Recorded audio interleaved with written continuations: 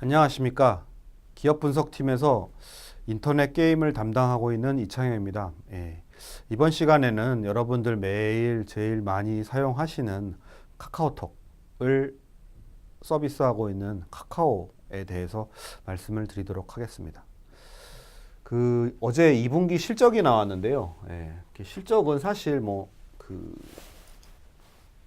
큰 어떤 엣지는 없었습니다. 그러니까 매출액은 전년 동기 대비해서 26%가 늘고 전분기 대비해서는 6%가 늘고요. 그리고 영업이익은 많이 감소했습니다. 전년 동기 대비 38% 감소를 했는데 컨센서스 대비로도 하회를 했고요. 근데 이제 제가 카카오에 대해서 좀 긍정적으로 보는 이유는 2분기 실적보다는 앞으로 나올 실적, 그리고 두 번째는 최근 문재인 정부가 규제 완화의 어떤 그 드라이브를 걸면서 그동안 반대를 했던 그 은산 분리 완화에 대해서 긍정적으로 입장을 선회했 측면, 즉 이 규제 완화가 동사 기업 가치를 크게 개선시킬 것이다. 이런 관점에서 말씀을 드리도록 하겠습니다. 일단 2분기 실적부터 말씀을 드리면 매출액은 괜찮았죠. 그리고 그 매출액이 좋았던 이유는 광고가 이렇게 잘 나왔고요. 그 광고 중에서도 카카오 플랫폼, 그러니까 이제 카카오톡에 나오는 광고가 있잖아요. 그게 굉장히 성장률이 좋았습니다. 그리고 콘텐츠 매출도 굉장히 성장률이 좋았습니다. 근데 이제 콘텐츠 매출이 성장률이 좋았던 건 저희 많이 보시는 웹툰, 그렇죠? 특히 일본에서 하는 피코마 성장률이 굉장히 좋았습니다. 요게 전년 대비 57%, QOQ 13% 이렇게 증가를 하면서 매출 성장률이 굉장히 좋았고요. 그리고 여러분들 카카오 택시 많이 타시죠? 카카오 택시라든지 카카오 드라이버, 그리고 카카오 페이와 관련된 기타 매출이 약 264억, 그래서 전년 대비 2배 가까이 성장을 하고 QOQ로도 20% 굉장히 높은 성장률을 시현했습니다. 그러니까 이제 매출은 증가를 했고, 그리고 인건비나 광고 선전비는 QOQ로 소폭 감소를 하면서 전분기 대비 영업이익, 그리고 영업이익률은 증가를 했던 부분이 좀 긍정적이었던 것 같고요. 근데 카카오를 항상 투자자분들이 좋은 건 알겠는데 너무 비싼 거 아니냐, 밸류에이션이 거의 70배, 100배 막 이렇게 나오니까 이게 다 이 좋은 것들이 반영돼 있는 게 아니냐라고 이제 많이들 말씀하셔서 말씀을 드리는데, 카카오가 하는 신사업이 있습니다. 아까 카카오 택시라든지 카카오 페이, 그리고 이 해외 사업 부분들, 그리고 AI, 그렇죠? 인터넷 회사들은 다 하고 있죠. 그리고 블록체인, 이건 이제 그라운드 X라는 이제 자회사 설립까지 했었죠.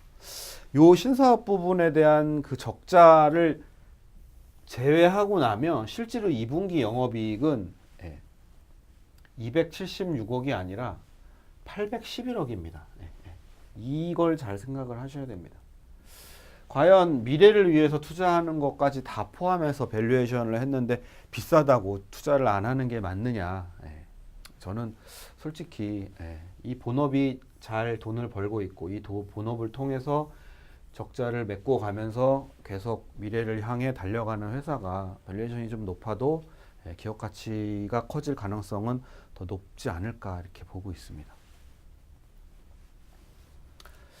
2분기 실적보다는 이제 하반기 실적에 대한 기대감이 좀 더 크다고 말씀을 드렸는데, 보시면 이제 광고가 좋은 이유는 타겟팅 광고. 그러니까 이제 제가 예를 들면 남자다, 그리고 나이가 40대다 그러면은 저한테 맞는 광고만 보여줍니다. 저한테 여성 의류나 아기용품 보여줘 봐야 큰 의미가 없듯이 사람에게 맞는 광고를 보여주는 게 광고 효율성이 훨씬 높잖아요. 그리고 요즘에는 이제 여러 가지 어떤 모바일을 활용한 이 기술이 발달을 해서, 제가 예를 들면 명동 CU를 지나간다 그러면 명동 CU에서 이벤트 하는 어떤 광고가 저한테 날라옵니다. 그 앞을 지나갈 때.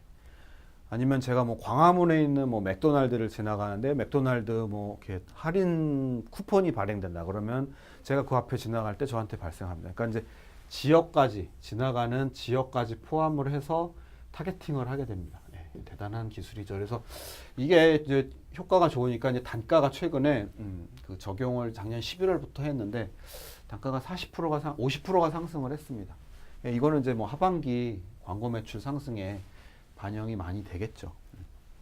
그리고 또 카카오 플랫폼이 아까 이제 QoQ 11% 증가를 했는데 가장 큰 이유가 이제 이 3탭 카카오톡 하실 때 이제 세 번째 탭은 잘들 안 보시는데 세 번째 탭에 있는 광고가 굉장히 그 실적 증가의 원인이 됐는데 이게 원래 광고가 하나였거든요. 근데 이제 올해 들어와서 3월에 한 개, 5월에 두 개 이렇게 추가가 되면서 광고 매출이 3배가 증가를 했습니다. 하반기에 마찬가지로 이게 계속 광고 매출 증가에 영향을 줄 수 있을 거라 전망을 할 수 있을 것 같고요. 컨텐츠 매출도 그 2분기 되게 좋았는데 뭐 아까 이제 일본 피코마가 매출 성장률이 어느 정도냐면 전년 대비로는 3배, 그렇죠? QoQ로도 35%씩 굉장히 빠르게 증가를 하고 있는 상황이고요. 국내 카카오 페이지도 2분기 때 400억을 했는데 이게 YOY는 55%, QoQ는 13%.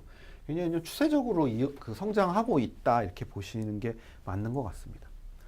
그리고 요 카카오 택시페이도 그러니까 4월 달에 이제 스마트콜만 출시를 했는데 이제 정부와의 어떤 이 눈치를 좀 보느냐고. 근데 이제 하반기에 제가 보기엔 4분기가 될 가능성이 높은데 좀 비싼 콜택시, 즉시 배차가 론칭이 될 것 같거든요. 그렇게 되면 좀 실적이 좀 이쪽 아까 말씀드렸던 부분이 좀 의미 있는 실적 추가가 될 수 있지 않을까라고 보고 있고요.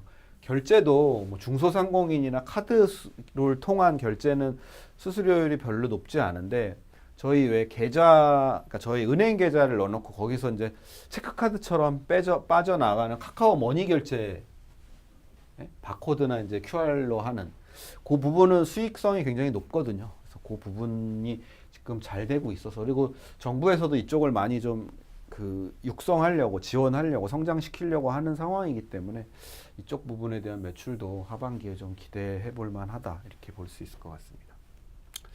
근데 이제 현재 시점에서 카카오를 투자자들이 제일 관심 있어 하고 기대하는 부분은 뭐니 해도 이 카카오뱅크 은산분리 완화를 통한 카카오뱅크의 이 보유 가치가 현실화되는 이 부분이 제일 큰 것 같습니다. 뭐 여러분들 잘 아시는 것처럼 어저께 여야가 이제 이 은산분리 완화를 위한 은행법 개정을 합의를 했고요. 그래서 현재 지금 4% 지분 의결권 지분은 4% 그리고 전체 지분은 10%로 비은행 회사가 은행을 소유하는 데는 제한이 있지만 이제 이거를 개정안인 35에서 50까지 이제 지분이 확대되면 카카오가 지금 한 18% 갖고 있는데 뭐 이 수준까지 지분을 늘릴 수가 있겠죠. 그러면 카카오뱅크의 이 가치가 온전하게 이제 카카오 가치로 이제 이전이 될 수 있겠죠. 근데 카카오뱅크는 지난 1년 동안에 굉장히 빠르게 성장을 했습니다. 그러니까 계좌가 비대면 계좌겠죠. 630만 개가 생겼고요. 여신, 그러니까 돈 대출해 준 건 7조 원, 수신, 예금을 받아온 건 8.6조 원. 그러니까 뭐 제주은행 규모보다 이게 더 크다고 그러더라고요. 그러니까 하나의 이제 뭐 보통 지방은행급으로 좀 성장을 한 겁니다.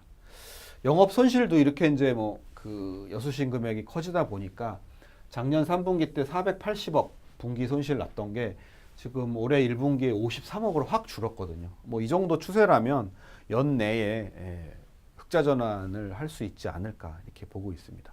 그래서 이렇게 이제 좀 빠르게 성장을 하고 기업 가치도 그만큼 올라갈 건데 뭐 이게 은산법이 개정이 되면 카카오가 이거를 지분을 더 늘릴 수 있게 될 거고 그렇게 되면 그 지분 가치가 카카오로 오게 돼서 카카오 기업 가치 상승에 영향을 줄 수 있지 않을까라고 보고 있습니다. 그리고 이게 이제 뭐 규제 완화의 이제 첫 시작이라고 뭐 문재인 대통령께서 얘기를 했고 앞으로도 이제 계속 규제 완화가 된다라면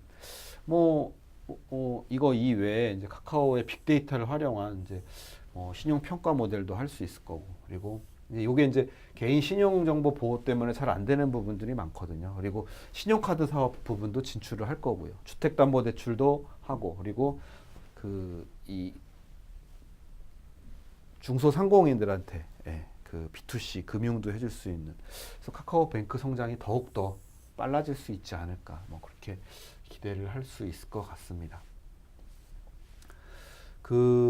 제가 뭐 은행 애널은 아니지만 은행 애널의 그 도움을 받아서 이 카카오뱅크의 이 손익과 기업 가치를 한번 추정을 해봤는데, 현재는 한 요 정도 수준입니다. 그리고 NIM은 한 아니다. 요거보다 조금 더 나오죠. 2.1% 정도 나오는 수준인 것 같고요. 근데 이제 뭐 이걸 가정을 해서 적자가 이렇게 이제 그동안에 났었는데, 판관비도 이제 초반에는 이제 시설 투자가 필요하니까. 근데 이제 그 1분기 때 한 판관비가 한 300억 정도 나왔거든요. 그래서 이제 곱하기 4 해서 1200을 가정을 했고, 요게 이제 판관비가 이제 사람 수 늘면서 이렇게 늘고, 그렇죠? 대손도 사실 빵 프로였는데 이제 앞으로 대손도 발생한다고 가정을 하고, 요 프로젝션은 이제 시중 4대 은행, 하나, 우리, 국민, 국민, 신한, 요 네 개를 그 비교 모델로 해서 추정을 한 겁니다. 그래서 이렇게 이제 자산이 쭉 늘고 여신이 쭉 늘어서 이 시중은행과 얼추 비슷한 NIM으로 이렇게 따라간다라면, 시중은행이 한 요 정도 받고 있거든요. 그러니까 간다면은 자산이 이 정도 됐을 때, 그 순이익은 2천억이 나와서 뭐 멀티플 20배를 적용하면 4조 원 정도 기업 가치가 될 수 있지 않을까. 그래서 카카오는 이 중에서 뭐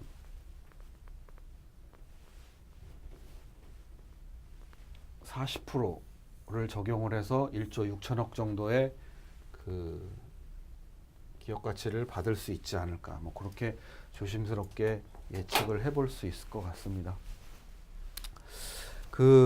뭐 여러분들 잘 아시지만 미국에는 인터넷 전문 은행이 한 20년 전부터 성장을 했고요. 일본도 한 20년 전부터 성장을 했고요. 중국은 지금 인터넷 전문 은행이 뭐 거의 그 시중은행을 압도할 만큼 크게 성장을 한 상황입니다. 가장 큰 세 나라의 공통점이 규제 완화입니다. 규제 완화. 그 비은행권이, 특히 이제 IT 기업들이 그 은행을 이렇게 운영할 수 있게 허용을 해줌으로 인해서 그러한 은행들이 성공을 했고, 특히 이제 중국 같은 경우에는 이 핀테크 산업이 뭐 알리바바, 텐센트 이런 회사들을 통해서 굉장히 크게 성공을 하면서 우리가 잘 아는 뭐 알리페이, 위뱅크 이런 회사들이 글로벌 어마어마한 기업으로 성장을 했는데요. 한국도 이제 더 이상 미룰 수 없는 과제가 된 것 같습니다. 그런 것들이 좀 차츰차츰 해결이 된다라면 그 산업들이 이제 커질 수 있을 것 같고, 그런 부분들을 좀 일찍부터 준비를 했고, 카카오 플랫폼이라는 뭐 전 국민이 이렇게 쓰고 있는 플랫폼을 갖고 있는 카카오가 좀 본격적으로 수혜받을 수 있는 상황이지 않을까라고 좀 생각을 하고 있습니다. 이상으로 카카오 말씀을 드렸고요. 그 무더운 여름 좀 신중하고 합리적인 투자를 통해서 좋은 수익 나시기를 기원하겠습니다. 경청해 주셔서 감사합니다. 이상 마치겠습니다.